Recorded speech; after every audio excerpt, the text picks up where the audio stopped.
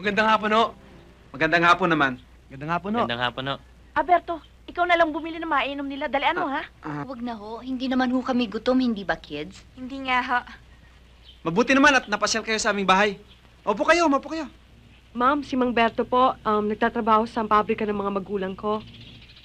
Hindi na. Hindi na po? Alberto, bumili ka na kaya ng makakain nila, ha? Tinanggal na ako ng papa mo sa trabaho ko. Namumuno raw ako ng welga. Totoo. Pero 5 kami. Kung pinag-initan. Kiusap ako. Pero walang nangyari. Pasensya ka na, Bessie. Hindi ko makalimutan dito sa dibdib ko. Hindi ko mapigilan. Alberto,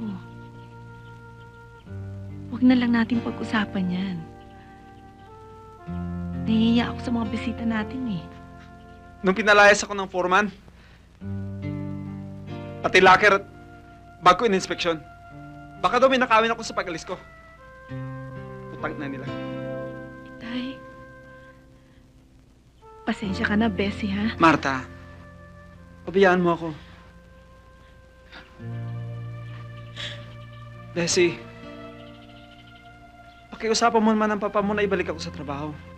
Kailangan kong trabaho yun. Wala na akong alam na trabaho. Gusto kong makatapos ng pag-aaral si Ida.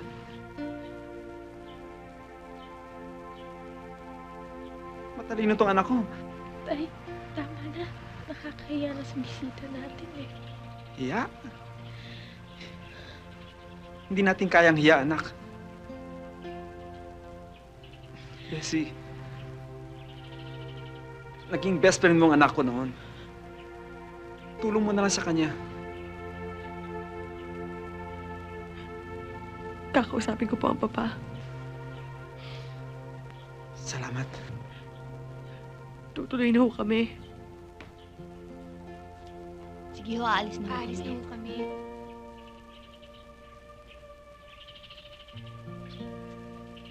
Okay ka lang? Tuloy na po kami. Sige, ho. Sige, Ida.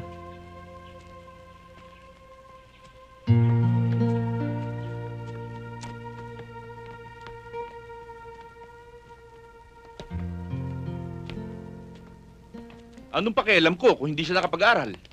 Dahil ho tinanggal yung sa trabaho ang ama ni Ida, naghihirap sila. Kilala ko si Mang Berto, hindi ho siya masamang tao. Nag-imbestiga ka ba? Inalam mo ba kung ano ginawa niya sa pabrika? Iha naman kasi, bakit ka nakikisabak sa mga bagay na yan eh? Hindi mo naman problema. Naawa kay Ida eh. Naaawa ka kina Ida. Eh sa amin ng dad mo, hindi ka naaawa. Kung kinakailangan mo ng tulong, sabihin mo lang. Bibigyan ka namin ng pera. Hindi yun may ibalik niyo lang sa trabaho ang ama ni Ida. Hindi ko magagawa yon. Problema namin to. Huwag mo na akong pakialaman. Ang pag-aaral mo, asikasuhin mo. Ayun na nga, Dad eh. Part ng subject namin na pag-aralan kung bakit may mga taong nawawalan ng trabaho at saka kung bakit nagkakaroon ng strike. Ang husay mo na sumagot ngayon ah. Part din ba yan ng mga natutunan mo dun sa subject nyo? Ate, solve din ako dun sa mga ginawa mo kanina. Yung mga sinabi mo na Daddy, matagal ko na rin naman gustong sabihin sa kanila yun. Kaso, di naman makikinig yung mga yun. Sina Daddy pa.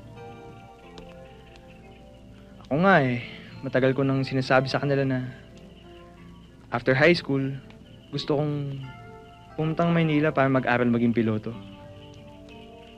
Kaso, ayaw nila eh.